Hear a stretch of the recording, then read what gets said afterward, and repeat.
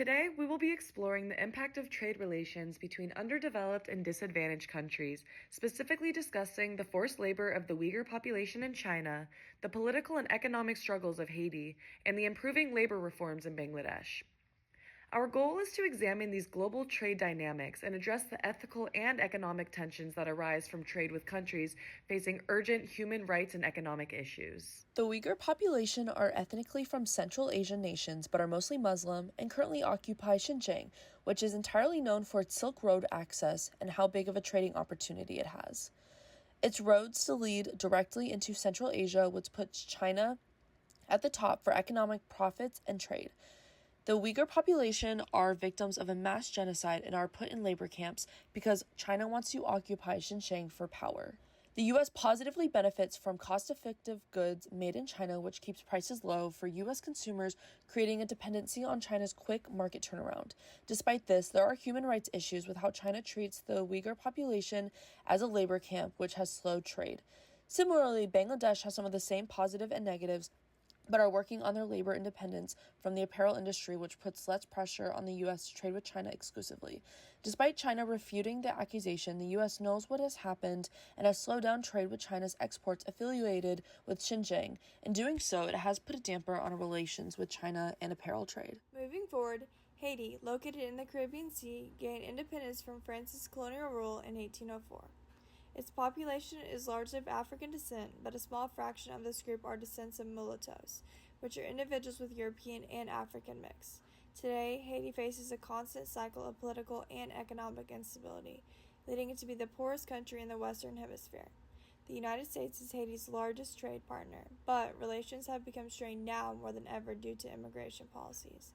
President Donald Trump's administration is terminating work permits for more than 500,000 immigrants, many of those the Haiti population, forcing them to self-deport or face the consequences.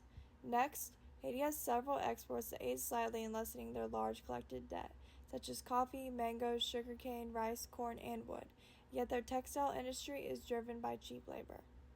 The positive impacts are that there is job creation in manufacturing and agriculture, and the economic aid from the U.S., such as natural disaster relief efforts. However, the negative impacts are those poor working conditions and low wages workers are facing, and ultimately the weak infrastructure and trade dependency. Therefore, Haiti's constant political instability and frequent natural disasters disrupt trade severely. While the United States has set policies that aim to help Haiti, they often reinforce dependency and not long-term economic stability. We'll now discuss the pros and cons of the U.S. trading with Haiti and China. Some positives of this trade are that it promotes job creation and economic development.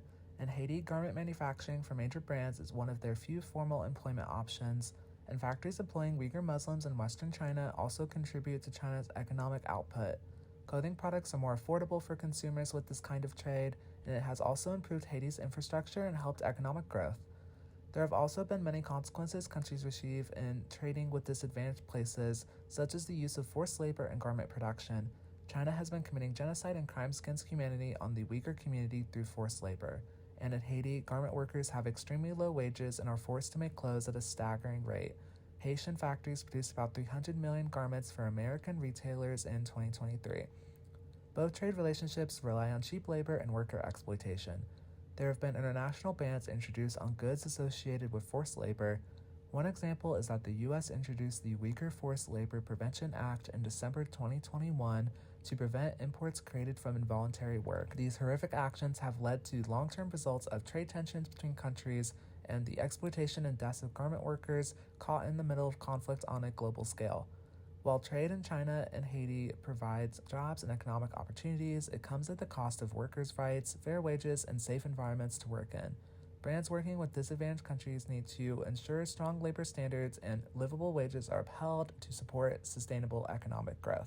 The U.S. benefits from China's low prices, making the U.S. dependent on China's market.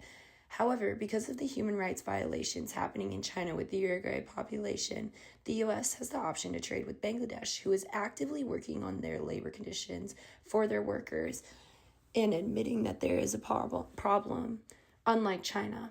As Haiti also has low wages and poor working conditions, they are one of the U.S.'s biggest importers, despite their political and economic state.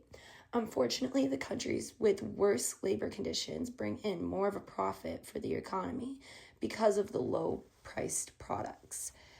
However, this does strain the relationship that other countries have with China and Haiti. Ensuring safe labor practices and fair working wages are a must if countries like the United States are going to continue trading with countries that are lower on the economic scale. This will create a long-lasting economy rather than an unstable temporary economy. Lastly, these are our references. Thank you.